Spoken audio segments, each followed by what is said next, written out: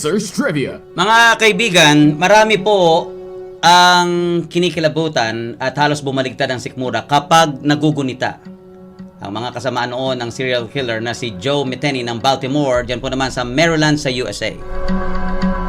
Ayon sa kanyang kwento na may halo pang kapalaluan, 13 katao ang kanyang pinatay at hindi doon natatapos ang kanyang kasamaan.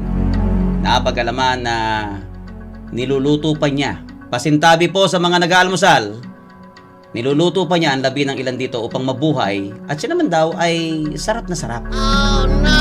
Para naman may pagkakitaan, ginawa pa niyang burgers ang iba at saka ibinenta mula sa kanyang itinayong food stand sa mga walang kamalay-malay na customer. Oh no! Kakaiba daw ang ngiti ni Joe habang binabayaran siya ng mga bumibili, lalo na sa sandaling ito'y kainin ng mga naghahangad lang ng masarap na merienda. Tapos sa'yo, barley na lang ang ninegosyo mo, no? Nang mahuli po ay nahatulan siya ng habang buhay na pagkabilanggo dahilan sa murder, kidnapping at rape. August 5, 2017 ay natagpuan siyang patay sa selda ng Western Correctional Institution sa Cumberland at pumanaw sa edad na 62.